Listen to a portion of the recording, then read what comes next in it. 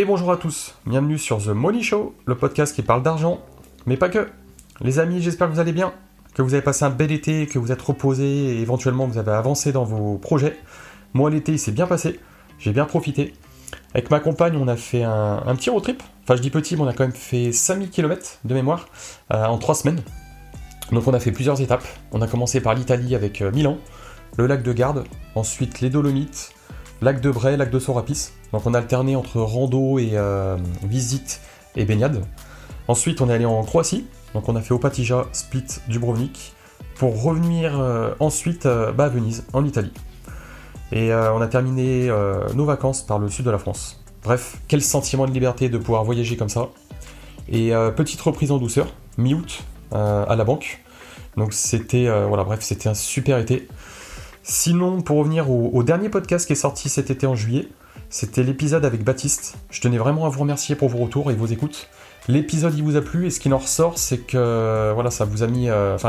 plusieurs m'ont dit que ça vous avait mis un bon coup de pied au cul, que ça vous motivait ce genre de profil. Donc on va continuer dans ce sens. Voir si on peut trouver des invités toujours plus inspirants.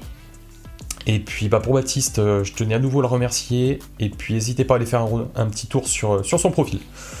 Pour continuer sur le podcast dans son ensemble, je vous le redis, mais merci déjà pour vos écoutes, qui sont de plus en plus nombreuses. Merci également pour vos partages sur les réseaux, et aussi pour les notes sur les diverses plateformes. Là, au cours de l'été, j'ai eu 2 notes de plus sur Spotify, on arrive à 23 notes maintenant, et 1 note de plus sur Apple Podcast. Donc tout ça, ça me motive vraiment à continuer le podcast. Donc je vous encourage toujours à continuer dans ce sens. Maintenant, on va passer au podcast du jour, qui est le premier épisode solo. Donc, comme vous avez pu le voir dans le titre, le sujet du podcast aujourd'hui, c'est comment j'ai réussi à lever plus de 500 000 € de financement en 2024. Et pour être vraiment précis, j'ai levé 502 350 €, qui sont répartis du coup de la façon suivante, en fait sur 2 projets. 190 000 pour ma RP, donc ma résidence principale, et 312 350 pour un projet locatif qui est en association. Et du coup, première association avec un copain, parce que jusqu'à présent, j'avais fait un projet en SCI, j'en ai fait en nom propre, j'en avais fait un en SCI, dans lequel je détenais 99% des parts et mon papa 1%. Et là, premier projet en asso avec un pote. Donc je reviendrai peut-être dessus plus tard. Mais voilà. Donc avant de commencer, j'aimerais vous parler de ce montant. C'est vrai que pour certains, lever 500 000 € de financement, ça va être énorme et ça va paraître impossible. Et pour d'autres, ça va être la routine. Sachez juste que moi, à mon niveau, 500 000 € c'est énorme. Je pars de rien, je suis pas issu d'une famille aisée. J'ai pas eu d'héritage, ou d'argent, etc. La seule chose que j'ai eue, et je trouve que c'est déjà énorme, c'est une famille qui a toujours été là pour me soutenir, moralement, et puis une famille aussi qui a toujours été là pour m'aider dans les travaux. Et pour tout ça, j'en suis très reconnaissant. Alors pour commencer, chaque fin d'année, je me fixe de nouveaux objectifs pour l'année qui arrive. Je scinde mes objectifs, en 2 grosses parties. Une première partie qui concerne plus le développement personnel et le sport. C'est 2 choses qui me tiennent vraiment à cœur. Le sport, je peux pas me passer de sport, donc dans tous les cas, chaque année je me fixe des objectifs sportifs, pour découvrir de nouvelles choses, pour essayer de dépasser mes limites. Et puis aussi la partie développement personnel, ça c'est quelque chose aussi qui me tient à cœur et dans lequel je suis tombé il y a, je dirais, 5 ans, je crois que c'était autour de 2018-2019, donc 5-6 ans même. Et puis la deuxième partie qui concerne la partie immobilier business. Et pour cette année 2024, dans la partie immo business, je m'étais fixé comme objectif de trouver une résidence principale, ainsi qu'un projet locatif de minimum 300 000 €. Et pourquoi je vous parle de ça ? En fait, je pensais trouver un des deux, gérer le financement, et ensuite trouver l'autre et le gérer également. Et spoiler alert, c'est pas du tout ce qui s'est passé. Les 2 projets, en fait, ils sont tombés en même temps. Et pour vous dire même, j'ai signé un compromis le 18 avril et l'autre le 19 avril. Donc, à part signer les mêmes jours, on va dire que c'est difficile de faire plus rapproché. Bref, et en amont de ces 2 compromis, il a fallu être très stratégique et prévoyant. Et du coup, c'est un petit peu ce que je vais vous détailler aujourd'hui. J'ai regroupé ça en plusieurs étapes. Donc voilà, on va commencer. L'étape 1, en fait, moi mes offres, elles sont passées pour mes 2 projets à quelques semaines d'intervalle. Si je dis pas de bêtises, je crois qu'il y avait 2 ou 3 semaines d'écart entre les 2 propositions, enfin les 2 offres d'achat que j'ai fait, pas plus. Donc parti de ce constat-là, je me suis dit qu'il fallait caler les compromis le même jour ou à des dates très proches pour ensuite pouvoir démarcher les banques. En étape 2, j'ai calé, donc avant la signature des compromis, j'ai calé des rendez-vous avec les banques dans la semaine qui suivait la signature des 2 compromis. Donc de mémoire, j'ai signé un compromis le jeudi, un compromis le vendredi, et ben la semaine qui suivait, j'avais un rendez-vous pour le projet RP. Je vous expliquerai après pourquoi un seul rendez-vous pour les RP, et 4-5 rendez-vous pour le projet locatif, qui étaient répartis entre mon associé et moi-même, vu qu'on n'habite pas sur le même secteur. Voilà, on a démarché les banques, chacun de son côté. Et puis la RP, en fait, j'ai démarché qu'un seul établissement. Pourquoi ? Parce que je suis banquier et j'ai fait financer mon projet dans la banque où je travaille. Voilà, parce qu'on a quelques avantages, notamment en termes de taux. Après, on n'a pas d'avantage sur, on va dire, le risque. Voilà, c'est vrai que nous, notre direction, même le service des engagements qui valide le dossier, regarde encore plus le dossier, vu qu'on est employé. Donc voilà, j'ai fait un premier rendez-vous avec ma banque pour la RP. Et voilà, je l'ai même très bien senti. Ma conseillère, elle a été tip top. En fait, elle se sentait pas hyper compétente au vu on va dire, de tout le locatif que j'avais à côté déjà. Et ce qu'elle a fait, et franchement, je trouve ça fou, c'est qu'elle a contacté directement le service des engagements. Elle a appelé un analyste pour lui demander en fait ce qu'il fallait qu'elle fasse, les choses qu'elle devait renseigner, etc. Et du coup, le projet il est passé, je crois que une semaine après, j'avais l'accord pour le projet de l'ERP. Donc voilà, tout ça pour vous dire que c'est très important de fixer ses rendez-vous bancaires le plus rapidement possible, après le compromis. Pourquoi ? Tout simplement parce que de une, on ne perd pas de temps, on sait que les délais de décision sont plus ou moins longs d'une banque à l'autre, et puis aussi ça dépend, ça dépend des encours que vous avez, des prêts que vous avez déjà. Voilà, c'est vrai que si c'est votre premier projet, il y a moins la pression. Voilà, l'endettement il est facile à calculer. Par contre, si ça commence à être votre deuxième, votre troisième, votre quatrième, cinquième, etc. Moi, je sais plus, on était au 6 ou 7e projet, donc voilà, c'est vrai que je préfère anticiper ça. Voilà, donc je disais de une, on perd pas de temps, parce qu'il y a quand même des délais de décision qui sont plus ou moins longs, et de deux, en fonction du ressenti de ces rendez-vous, on peut même fixer d'autres rendez-vous. Je m'explique, vous faites un rendez-vous, le conseiller il est très emballé et vous indique qu'il fera tout pour vous suivre, bingo, il n'y a plus qu'à patienter.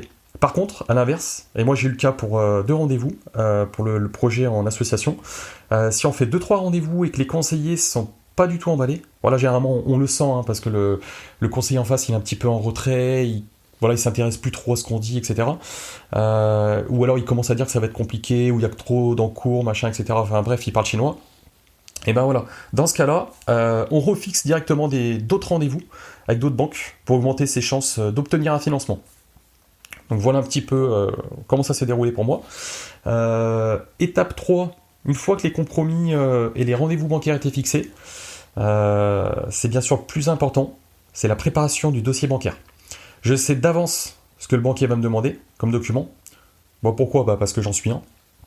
Donc je prépare tout en amont, les documents d'identité, les justificatifs de revenus, quels qu'ils soient, que ce soit le salaire, que ce soit nos revenus locatifs, mes sociétés, etc. Tout ce qui concerne mes prix en cours, bref, tout, on n'oublie rien.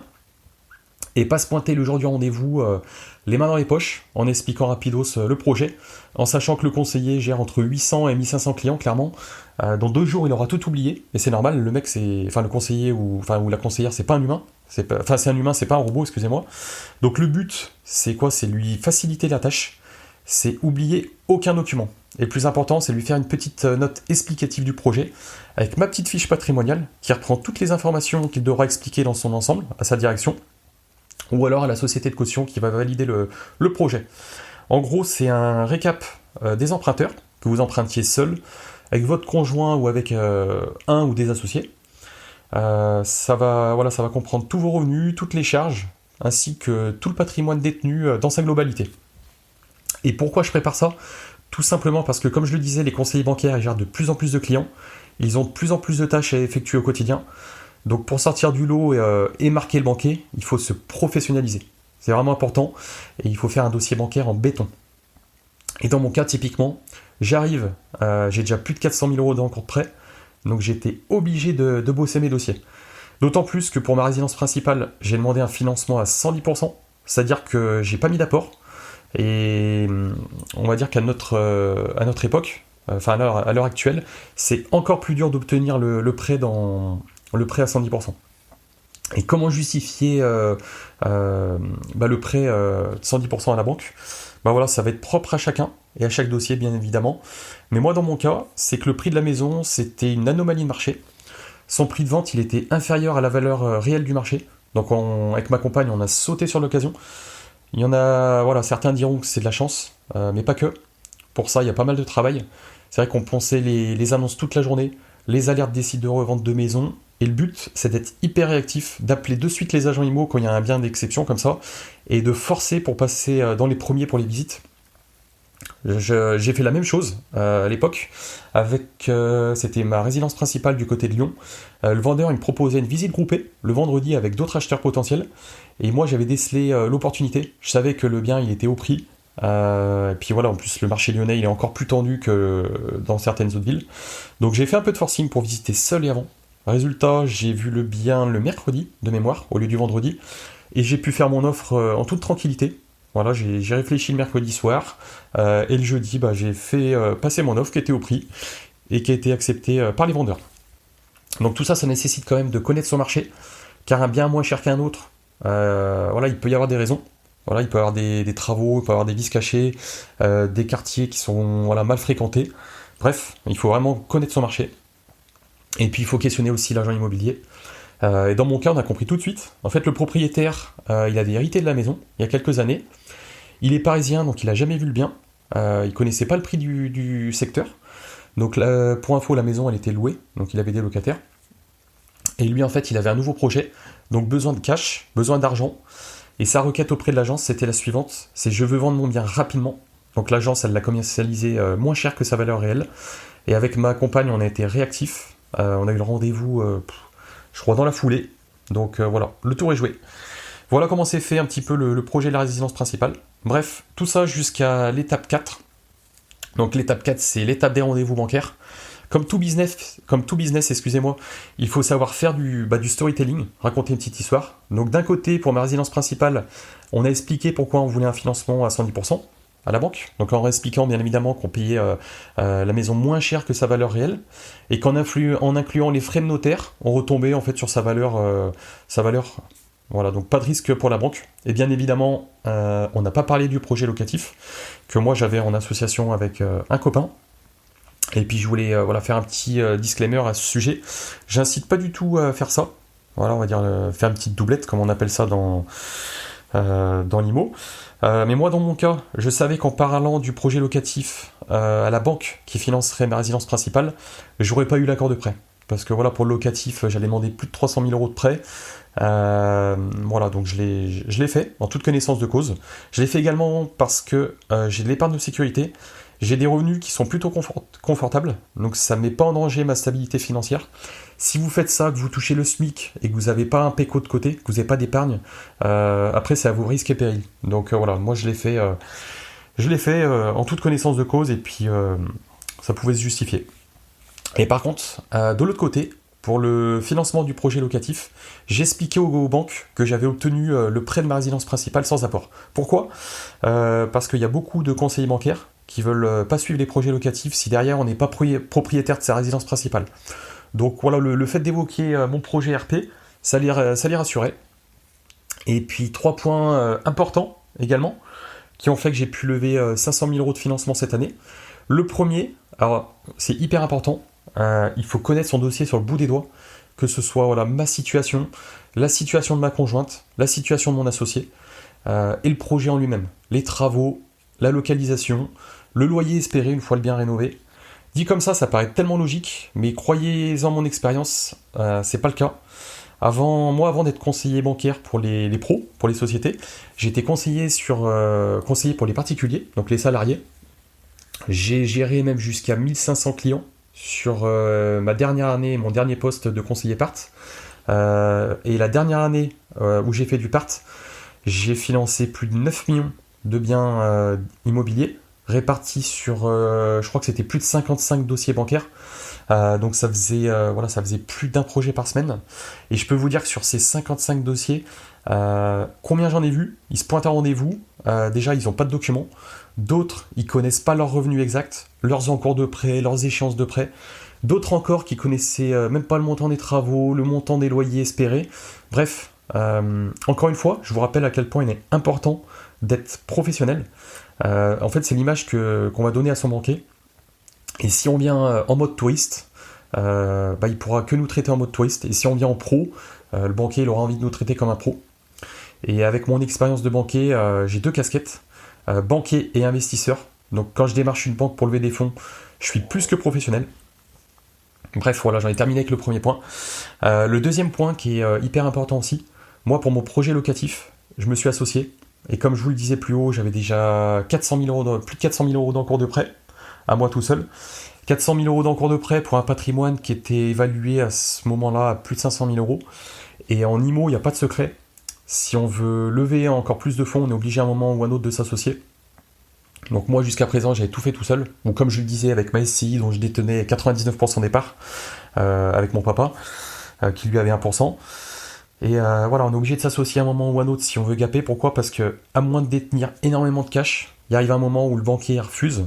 Voilà pourquoi, parce que le projet, soit il y a un endettement qui est trop élevé, soit parce qu'on a trop d'encours de prêt. Et dans mon cas, c'est ce que j'ai fait. Le projet locatif trouvé était assez conséquent, pour ma part en tout cas. Au global, le prix du bien, plus les travaux, plus les frais de notaire, on approchait les 345 000 euros, quasi 350, ouais. Donc je me suis associé avec quelqu'un qui était quasiment pas endetté, qui avait de plus gros revenus que moi et qui a beaucoup plus de cash que moi. Et ça rassure la banque. Moi j'ai de l'expérience dans l'IMO, mon associé lui il a le cash, la capacité d'emprunt. Et également un point important, l'apport.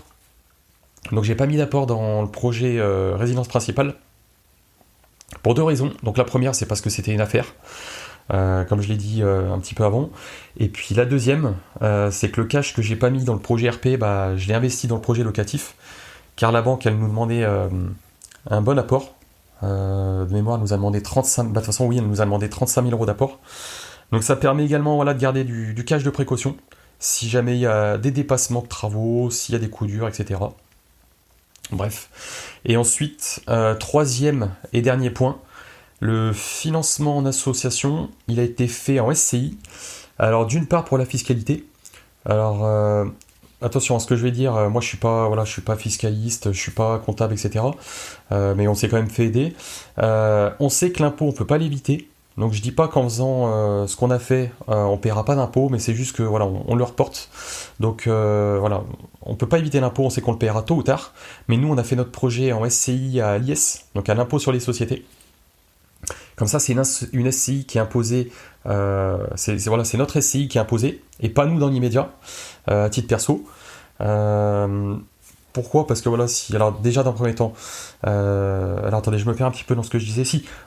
Donc on a fait une SCI à l'IS, parce que c'est notre SCI qui est imposée et pas nous.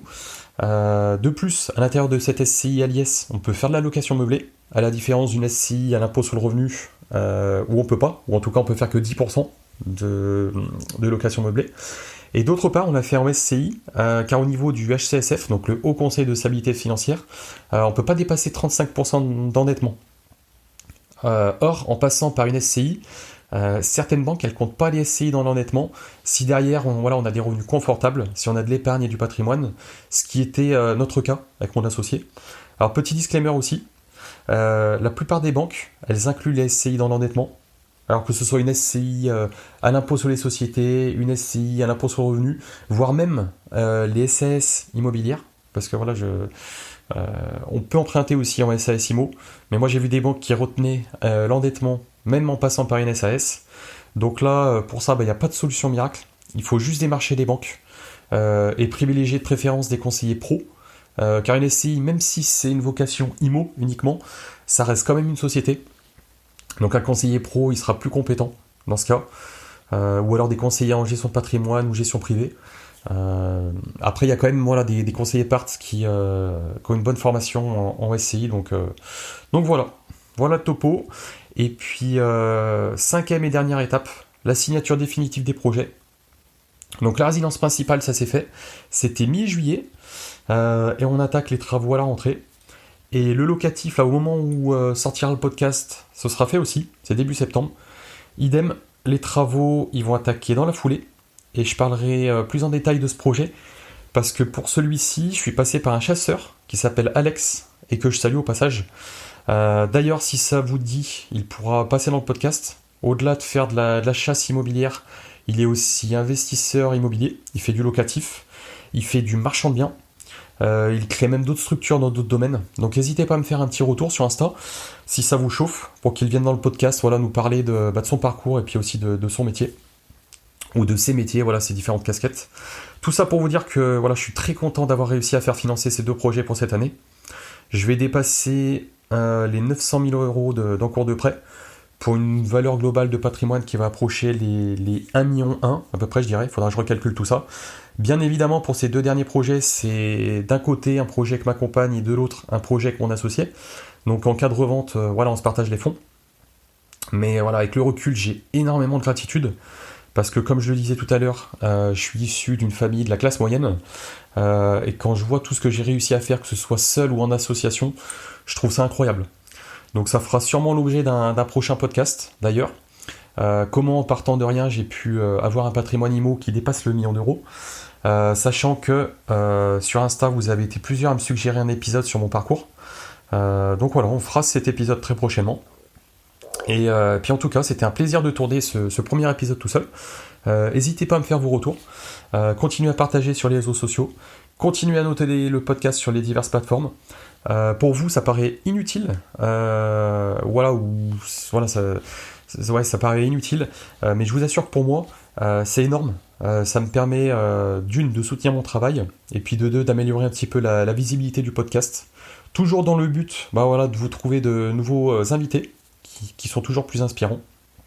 Donc bref, je vous remercie pour votre soutien, je vous remercie pour votre écoute, et puis je vous dis à dans 15 jours pour le prochain épisode. Salut!